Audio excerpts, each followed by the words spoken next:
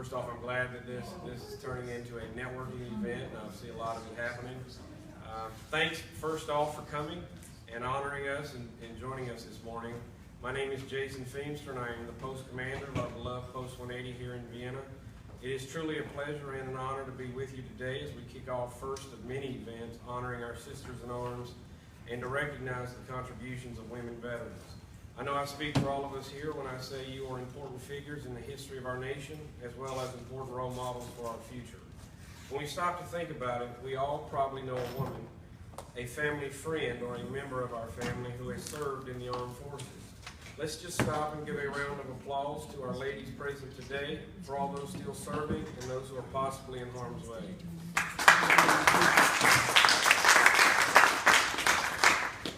A woman who I've always respected and admired is Eleanor Roosevelt. She was a leader amongst men. She was generations ahead of her time, and she had an uncanny ability to move women to act. In 1942, as this country was engrossed in a war like we have never been, she said, "This is not a time when women should be patient. We are in a war, and we need to fight it with all of our ability and every weapon possible. Women pilots, in this case, are weapons waiting to be used." Today, women serve in the U.S. military in unprecedented numbers. 12% of those who have served since September 11th are women. Women are the fastest growing population within the Department of Defense and Veterans Affairs. Women have the honor of wearing the uniform, something that only 10% of the entire U.S. population can claim, because of the women who served before us and broke down barriers. During the Revolutionary War, women had to disguise themselves as men to serve. The most famous woman credited with doing this was Deborah Sampson of Clinton, Massachusetts. She was only discovered after she was wounded for the third time. She received an honorable discharge and a war pension. Sampson made a difference to Dr. Mary Walker, who did not have to disguise herself to serve. Dr. Mary Walker became the first woman to receive the Congressional Medal of Honor for casualty care she provided to Civil War soldiers. She also wrote legislation that created a permanent nurse corps. Walker made the difference to more than 30,000 Army and Navy nurses who served during World War I.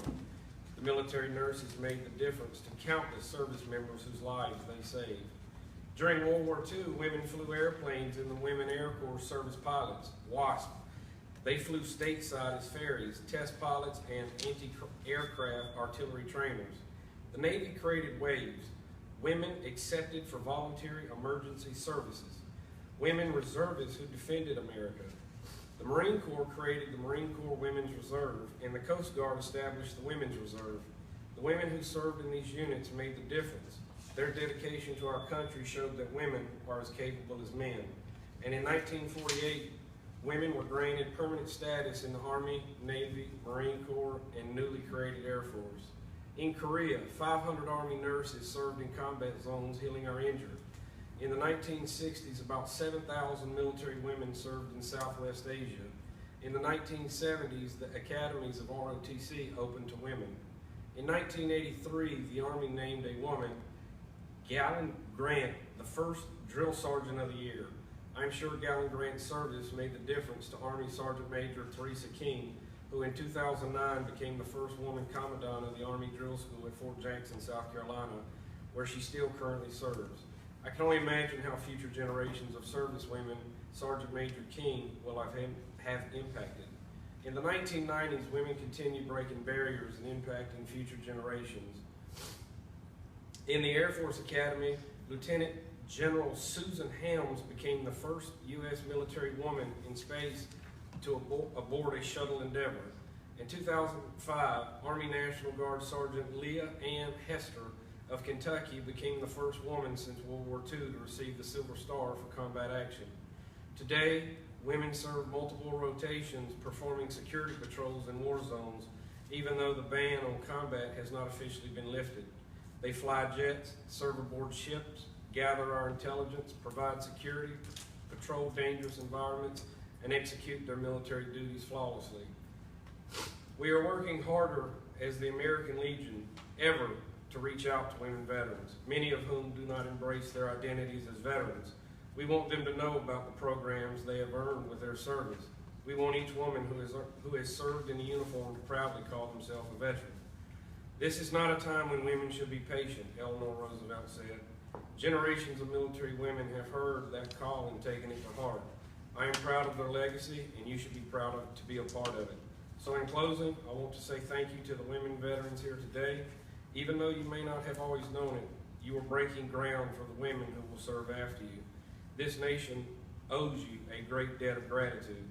Because of you stood up and said, I will serve too, our nation is stronger. Our freedoms run deeper, our liberty is richer. God bless you for everything you have done for our nation, and God bless America. Yeah. One thing I'd like to note at the end is, I always say this, is in the Marine Corps, we are all taught we're turds equally. I believe the Marine Corps, and I am biased, is one of the innovative branches in maybe not in policy, but in execution. Because in the Marine Corps, you do not say female Marine for those that are not Marines. You do not say woman Marine, you just say Marine. A Marine is a Marine, and you capitalize that word all the time in both cases. Secondly, I would like to share our past National Commander's remarks that she shared so brilliantly. She said that she tried to join in Wisconsin a post, and I forgot the number, but our outgoing, and for those that are not aware of the Legion, but our outgoing commander, the 99th commander of the American Legion, Denise Rohan, which I was fortunate enough to be in Legion College of her class, she said she tried to join a post, and they told her where the auxiliary was, and they told her she could not join the Legion. Not just, once they found out she was not auxiliary, they told her she was not eligible to join the Legion. So she obviously joined another post. Now, that first post that she reached out to, that first post has her big picture on the door when you walk in, and it says, remember, women are veterans too, and that's where I want to leave you today. Jason took, in his welcome, almost all of the history report, literally. So I'm going to go really quick, I hope. It's set up right? Yes. Okay. With the pictures, to see if there's anything